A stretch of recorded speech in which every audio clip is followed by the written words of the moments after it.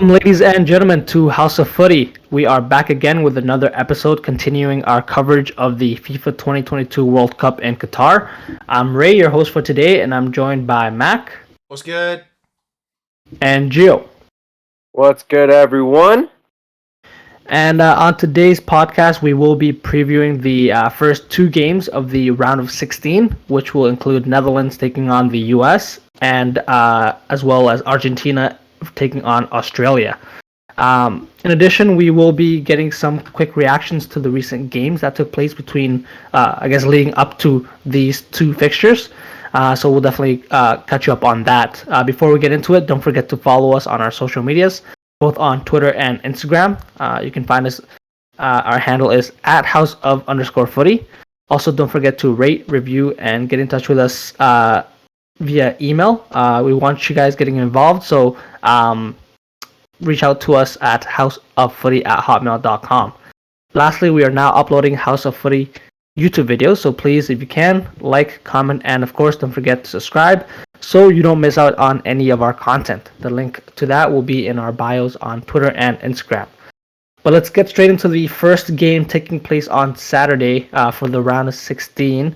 The Netherlands taking on the US. Mac, you noted here the Netherlands finished top of their group with 2 wins and 1 draw.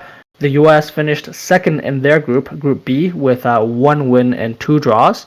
I guess, Mac, just wanted to ask you about what you thought about the last game for the Netherlands, which was, I think, pretty much an easy 2-0 win against Qatar, and also the US, who they did beat Iran, but I don't know if it was as easy for them for that game. What do you think, Mac? Completely true. In terms of that last round of games, the Americans were, of course, facing much stiffer competition in Iran. And I thought, even though it might be weird to say, considering they finished second in their respective group, I think if we were to take a poll of people that have watched kind of their combined games, I'll say overall the Americans, in a lot of ways, have looked more impressive thus far than the Netherlands, in my opinion. They seem like every single game they're going in with a strong game plan. They've been able to execute it, especially against a team like England. That's probably their biggest show thus far. They played much better than them, didn't come away with a result, but still able to kind of edge themselves through against an Iran team that, on its day, can play very, very well. So I think even though this round of matches you may seem, neither of these teams are naturally favorites, they're both, in terms of winning the tournament overall, they're both still very, very strong teams with their own qualities that can potentially expose each other. So overall, I'm very excited for this matchup. And Gio, I guess give us some of your predictions for this matchup. Anything to watch out for Netherlands versus the US?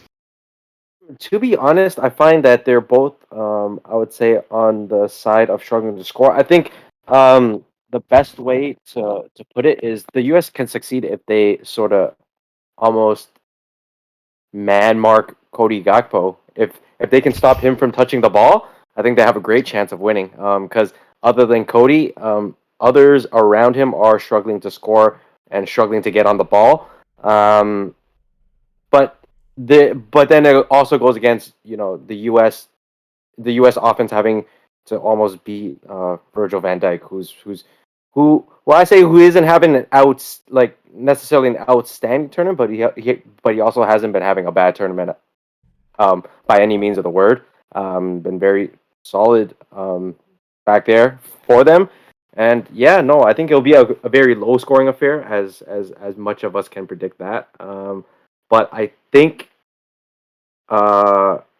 this will go to penalties. I think this one might go to penalties. Ooh, very first round of games for the round of 16, and Gio's predicting penalties. Interesting. I'm predicting the penalties. I just don't think either team can score unless it's Cody Gakpo that really gets out there. And you know what? In terms of some of how they will line up, I think they will be very cautious as well. I don't think anyone's gonna really go full out, especially in now the latter stages. But Mac, you mentioned here Gakpo leads the Netherlands with 3 goals, and Pulisic and Weah are tied for 1 goal each for the US. So I guess for you, who are some of the X factors and players to watch out for that matchup? Firstly, it'll be interesting to see if Christian Pulisic does play. He came off injury. I think it was because of the knee to the balls that he got. It was kind of rough, of course. Feel bad for him. Hopefully, he's able to recover and make it in time. Because if he has a good game, especially him playing out wide, and kind of in a lot of ways staying away from Virgil van Dijk, where he doesn't have to confront or deal with them, and either facing up against Timber or Ake, depending on which wing he to start off on. I think he could be a very interesting player. And on the other side of the wing as well, Tim Weah, the other goal scorer for the United States, has looked very, very impressive. Their issue has been kind of down the middle because they started between Sargent and Wright, and neither of them have quality, this level of quality at this level of competition. Where you know what, that's a number 9 to be able to be kind of put fear in the other defender. So I'm more concerned they're not going to get enough production out of that central position. So if they are going to score, I think it has to come out from out wide and in the staying away from the orbit, kind of the center of gravity that is Van Dijk. So I think that's their chance for success on the American side. Whereas the Netherlands, I know this maybe it'll be interesting to see Gio Ray what your thoughts about this is that it's 2 defensive midfielders I thought are outstanding thus far in the tournament in their own respective ways. De Jong, he's kind of that metronome. He's going to control the tempo. He's going to be on the ball in that deep lying playmaker spot versus Tyler Adams. For the Americans, playing in defensive mids, the captain plays for Leeds, and he's all energy. He's all hustle. I think there's probably not a player that's run more in the entire World Cup thus far. Some moments he could pop up in the left wing, right back, right wing. He could be anywhere. So, and he's very key for the Americans because, let's say defensively, in their center back positions, they're not the greatest. So his coverage is vitally important. And if he's able to kind of win the ball off and kind of spring the counterattacks to the Americans, that'll be key. So for me, it's their philosophy who ends up winning out more. I guess Gio, what do you think about that matchup? Do you think one? I guess would you take one over the other? I think you may take one or the other, but on form, who do you think controls the midfield in the way they want to control it? For Man U or for this game? Sorry, Joe. Good one, guys. But to be honest, pettiness aside, I think Frankie definitely has the edge there.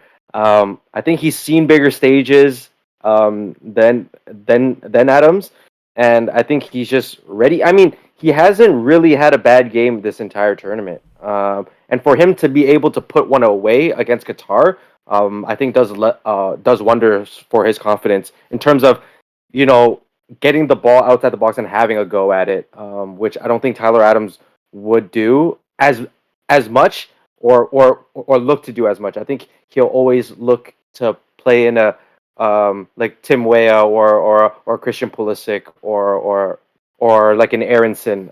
So he's more of a player where he'll fight for the ball and he'll send that ball long or look for the seam as quickly as possible. Whereas Frankie De Jong, I think he does that as well. But I think now that he's put one in the back of the net, it'll just open up his variety of attack. And I think the U.S. should be worried about what he can do because we know he can score. So it's only a matter of time where he puts another one in.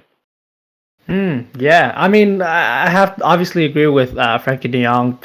He probably just edges it out well in terms of experience and being in that bigger stage as well as just technical ability.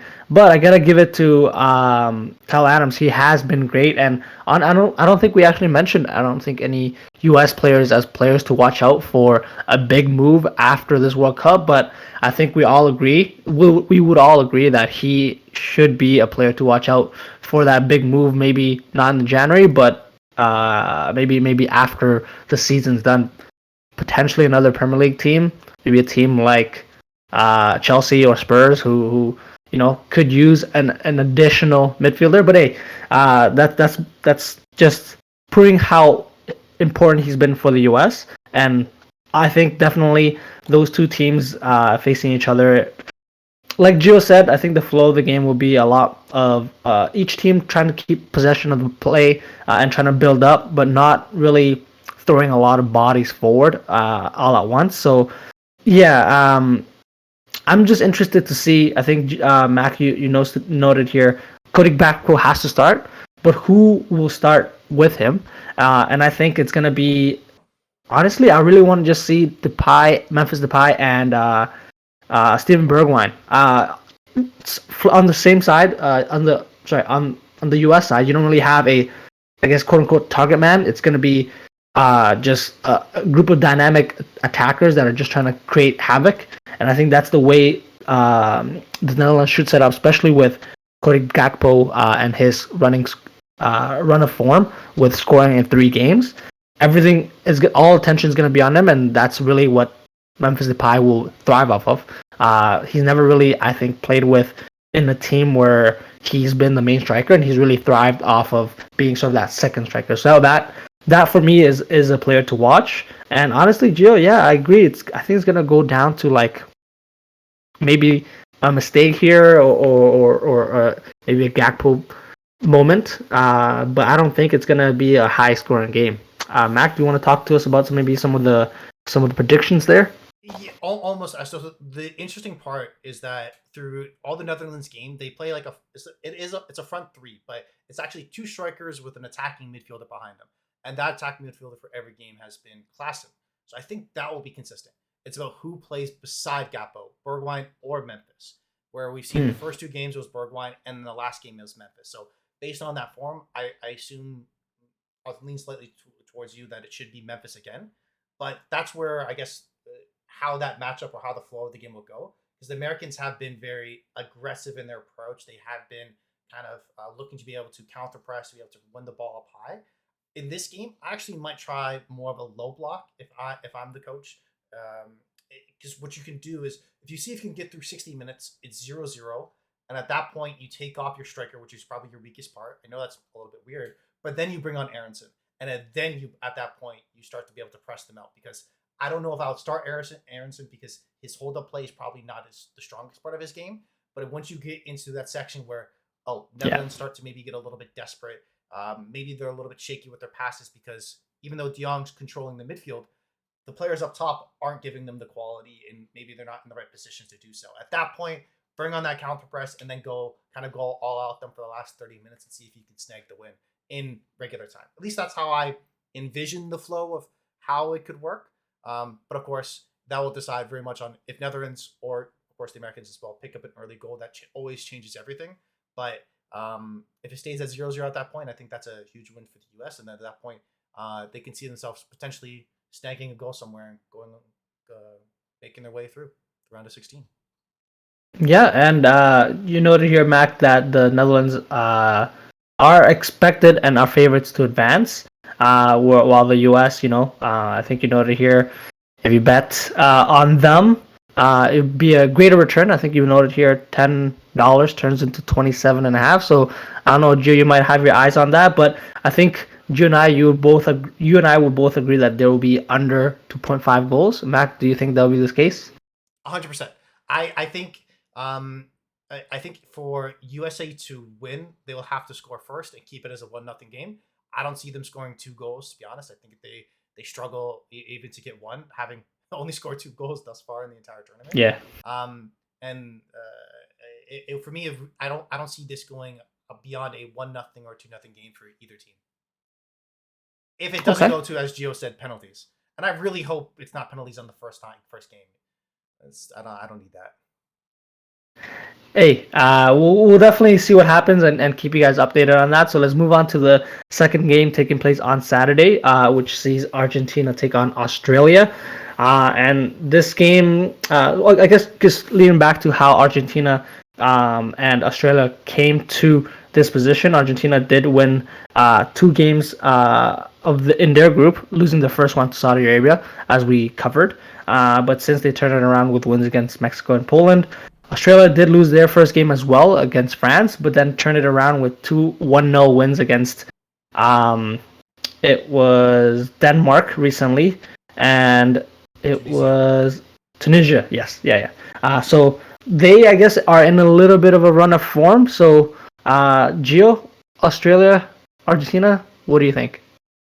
Luckiest team of the tournament, boys. Like you know how we talk about this in our previous podcast about how Man City always gets the favorable draw. Disagree.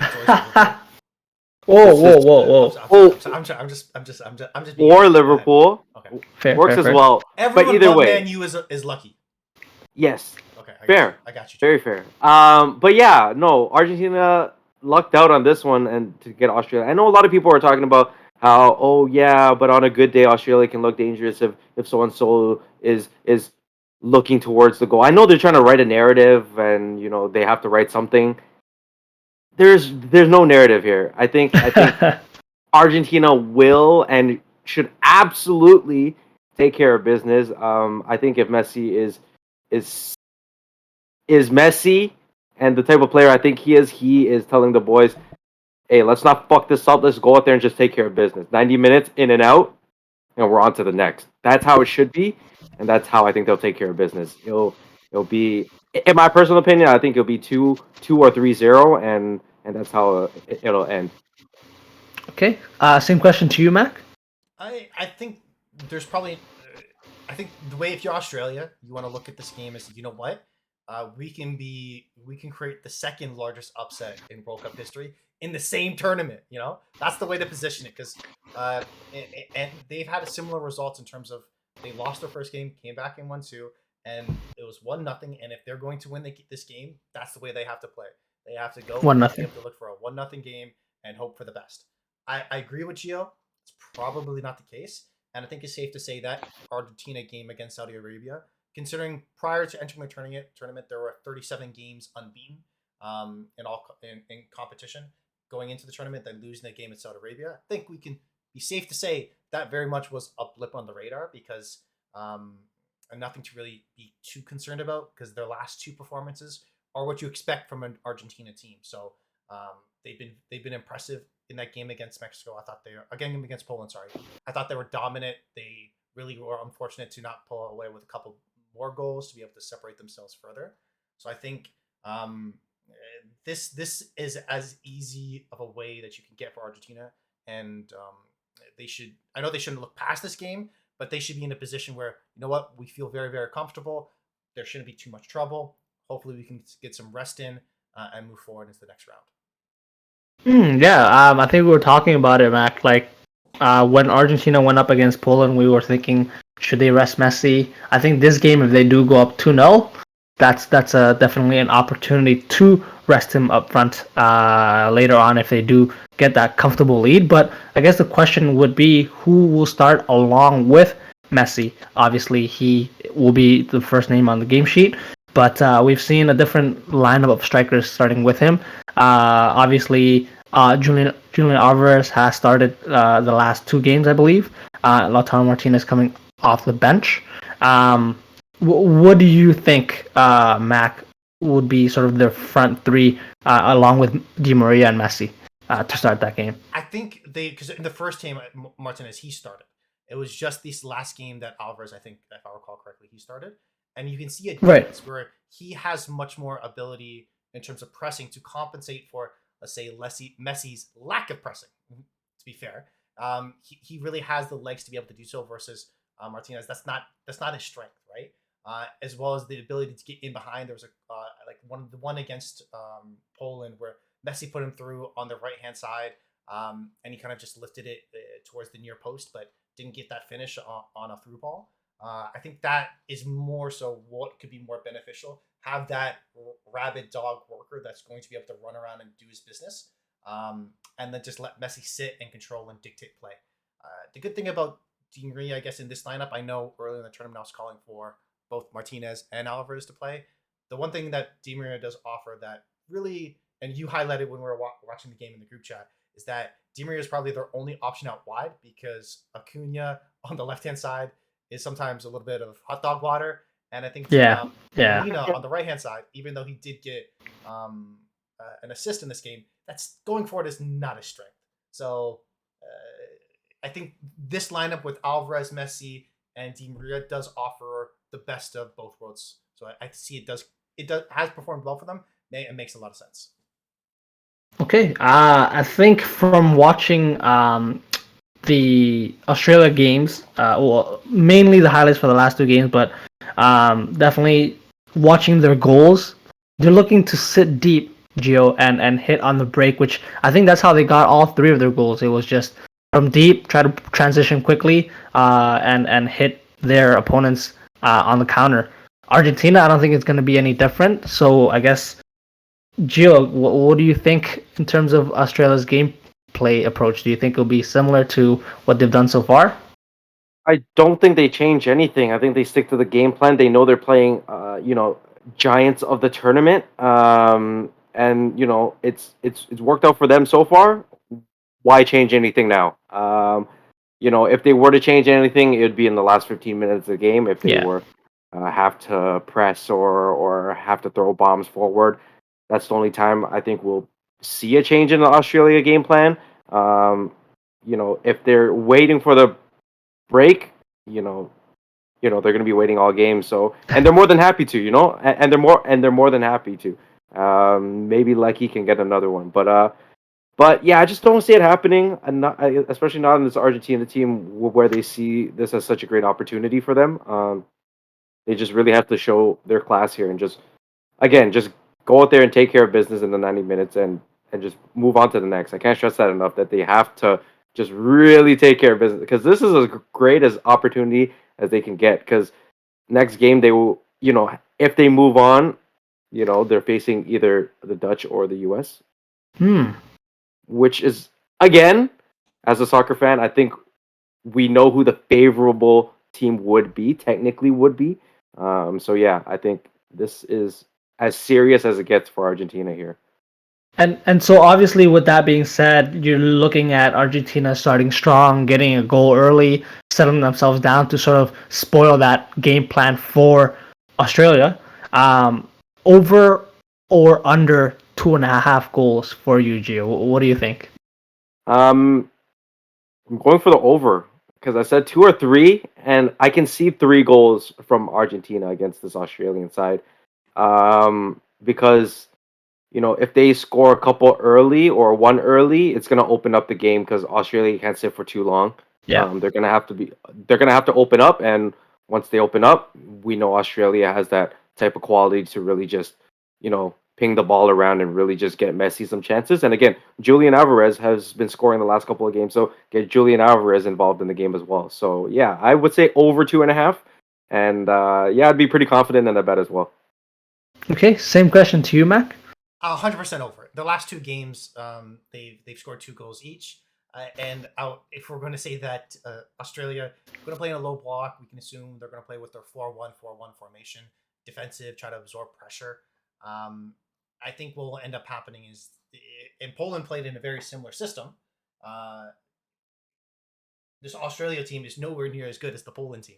So just by Right. that margin, adding in maybe Messi does score kind of a penalty this time around, even though he's over 2 thus far this tournament. Hey, Who knows? true. I think you can safely assume that it should be the over. And to be honest, in any Argentina game, I would always hammer the over because they are a team that loves chaos. They want problems. I think yeah. Once one goes in, it's just gonna lead the way for others. And that being said, Argentina definitely fails to win this game. Australia, though, if they do win this game, I think you'll note here, Mac, $10 turns to $140. So that's interesting to note if you are in the betting mindset. If you want to throw away $10, Yeah. Gotcha. Just let it on Pretty, fire. pretty Or much. just But EMT me, or just EMT me. Yeah, EMT. Hey. Did you know the email at the beginning that we dropped? Just send it Oh yeah, there. for sure. Yeah, send it there. If you want to throw away money, that email is We got always you. open to you. We got We you. got you. Oh man. Anyways, with that being said, we definitely will be covering these two games after they're being played. And I definitely will be covering also the other round of 16 games coming up. So this concludes our first part of the two-part series of this podcast. If you like what you heard, please like and subscribe to us on our social medias. That's at house_of_footy. If you have any comments, suggestions, or general banter, feel free to get in touch with us. Our email is houseoffooty@hotmail.com. The next time you hear from us will be Saturday evening when we preview the remaining round of 16 games for the FIFA 2022 World Cup. Thank you, Mac, for joining us. Peace out. Thank you, Gio. Take care, guys. All right. Thanks for listening, guys. Take out.